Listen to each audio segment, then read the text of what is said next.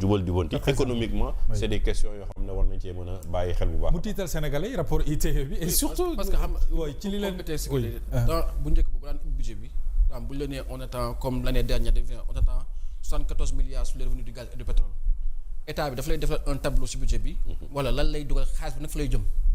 mën na la ne comme par exemple ñun bi le budget qu'on a voté ñun balaa ñu fay jógee dañ la naan par exemple on va mettre 20 milliards dans le plan de désenclavement, on va mettre 10 milliards dans tel projet Promoville, on va mettre donc tu as de manière énumérée exactement fan la ñuy yóbbu xaalis bi pétrole affaire yi leer voilà si budget bi amu ci budget bi gisoo ko ci par contre li nga gis si budget bi mooy c'est tous les projets qui vont financer à partir de 700 milliards issus des revenus du presse et dafay indi des décalages dans la communication et fii jamono toll communication dafa am solo c'est comme quand le premier ministre ñu ngeen jékki-jékki rek ngeen ñëw wàññi ngeen ñu prix essence beeg gasoil bi ñu ne la c'est très beau mais premier ministre ñu ne ko la nga koy justifier mu ne en fait ñi fi nekkoon baril bi wàññi woon na au lieu ñu appliquer ko nit ñi mais comme ñoom faral Sénégalais yi dañ jël garder xaalis bi alors que c'est un choix de gestion loolu li nga naan yéen amul marge de manœuvre vous êtes en train de prouver aux Sénégalais que li ngeen waxoon bu njëkk ba ne marge de manœuvre amul en fait marge de manœuvre am na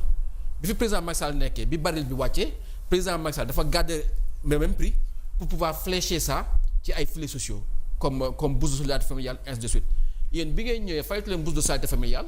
mais da ngeen obligé garder le montant après ngeen indi presse bi am recette yu bees ngeen mën a wàññi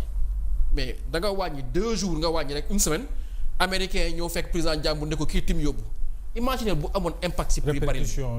veut dire que la décision que tu as prise il y a même pas un mois justifié que d'une manière politique mais tu vas avoir le tour de bâton qui va te montrer en fait que yow li ngay communiquer ak tous les discours que tu tiens ça ne marche pas et ça mooy li honorable di wax il l'avait anticipé dans le budget loolu moo tax boo xoolee répartition en fonction de la loi portant répartition des revenus du pétrole et du gaz dañuy un peu changer c'est plus 90% qui va au budget général cette année ils ont mis 60%. Donc ils ont élargi le fonds de stabilisation donc ils savent qu'on va aller vers des difficultés d'où l'importance qu'il y a maintenant à mettre de côté tout ce qui est slogan et tenir le discours de vérité le discours de vérité n'est pas le choix de vérité le choix de vérité qu'ils ont fait c'est de dire par exemple nous on va dire à la face du monde qu'on est un pays faussaire non ça c'est pas un choix de vérité c'est une faute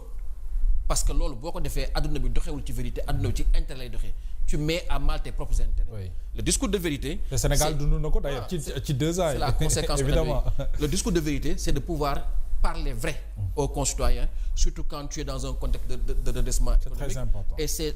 chaque fois loolu moo ñuy rattraper et si on continue comme ça il va arriver un mois où dootoo xamante foo nekk parce que lorsque les corps sociaux vont se lever ainsi de suite le pays sera difficile à gouverner la première partie du mandat a été polluée par l'histoire de la dette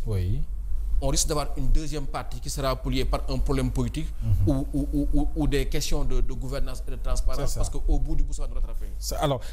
parlons des réformes annoncées par le président Cheikh Omar des réformes yi nga xam ne bëgg naa ci am sa njàngat itam alors qu'est-ce que cela vous inspire ci président ba mu annoncé lu jëm ci wàllu révision de la constitution mbirum cour constitutionnel bi ñu annoncé mbirum code électoral bi yéen a ngi ci langue politique bi ba nga déggee loolu ban jàngat nga ci am. bon jàngat bi ma ci am mooy déjà ba ñu ne bërëb ñëw li ñu njëkk a wax mooy annoncer les assises de la justice. Exactement. ba ñu joxe conclusion yi làgg kenn déggatu ci dara si vous vous rappelez à la fin de l'année l'honorable député Monteuil man bindoon nañu bataaxal pour indexer président ci loolu ne ko mais yow yaa ne woon assise de la justice nañ ko def nañ conclusion yi mais ana mesure yi benn projet de loi génnu ci pourtant précipité nañ fi génnee nu mu tudd haute cour de justice à l'Assemblée nationale ak yeneen yoo xam ne pour ñoom mooy seen urgence bañ demee dialogue dem nañuy dialogue nekk fa ay fan am loo xam ne jubóowuñ ci woon bañ koy jébal dañuy ko jébal président de la République mais dialogue bi y a eu pas mal de points qui ont été soulevés entre pouvoir bi ak opposition bi mais amul woon jubóo président jël ci moom ne day teg commission ad hoc mais commission bi ba tey séddalewul fin conclusion finale yi donc bu nekkee réforme ñu ngi ci annoncé kenn contre réforme mais dañu bëgg réforme yoo xam ne sénégalais yi ñëpp dinañu xam réforme yi yan jeexital lay am sur question Sénat CENI mais trois alternance am na fi Sénat moo ko géré kon amul problème vote le dimanche liggéey le lundi yenn saa yi dissension yi ñu ciy am c'est sur le code électoral yooyu la ñu war a discuter mais seen yi boo xoolee ci Afrique yi ci ëpp dañu échoué parce que seen yi bañ koy teg c'est dans des pays qui sont dans des transitions wala yu mel noonu ñu teg fa mais ñun nekkuñu ci jafe-jafe renforcer Sénat bi la ñu war a teg cour constitutionnelle lañ ci waxtaan ñun ñëpp ñu juboo ci moo doon en tant que organe nañ ci génnee parrainage bi parce que parrainage bi moo doon poser problème ñu bàyyi cour constitutionnel conseil constitutionnel bi ñu renforcer ay prérogatives mais conseil constitutionnel moo tax ñoom ñu falu ba fi Macky Sall taxawee ne moom lii la bëgg conseil constitutionnel la ko ne ci wàllu droit mënul nekk du loolu moo indi tey Diomaye nekk président Ousmane Sonko nekk premier ministre donc que muy nekk turu cour constitutionnel wala conseil constitutionnel la ca am solo mooy est-ce que loi yi ni ñu koy doxalee ñu koy doxalee ci yoon te loolu mooy seen rôle ñoom boo jëlee nag léegi les réformes qui constituent de la constitution loolu moo gën a sérieux parce que mënuñu ko jaarale assemblée nationale parce que dégg nañu ñoom ci seen waa parti di wax ay parti état waaw loolu c'est très dangereux léegi loolu ñu war a def mooy référendum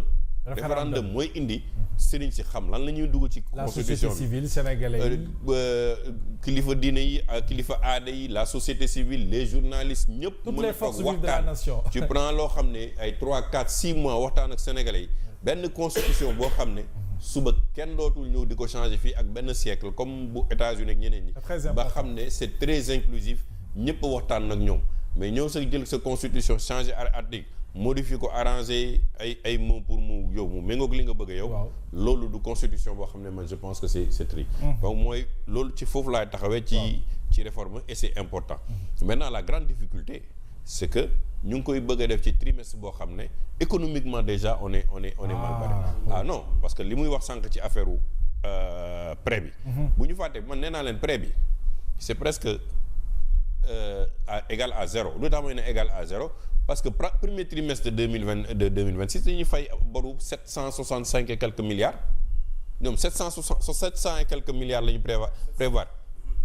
760 et quelques milliards la ñu prévoir ci prêt bi pour mun ko recettes yi pour mun ko injecter en même temps yow sa premier trimestre kese waxuma année bi de yaa ngi fay presque 800 milliards quand même ci ñetti weer yu njëkk yi donc tu comprends li ma la wax absolument loolu déjà ça efface yow say initiative parce que il faut nga fay bor yi il faut tey boo xoolee lépp lu ñu dugaloon ci mairie yii à la fin de l'année yi percepteurs yi dugaloon pour ñu fay les 1 milliard les 2 milliards pour régler des derniers détails yëpp trésor da ko rejeté parce que y a un problème amul liquidité c'est ça. Donc il y a beaucoup de sociétés aujourd'hui ces salaires dafa tardé ça veut dire qu'il y a une tension donc tu vas faire des réformes au moment où le pays a besoin de bouger économiquement bu nekkee dugg tamit ci loolu plus la fameuse révision du procès mais loolu day am incidence non seulement sur les partenaires techniques et financiers mais ñi nga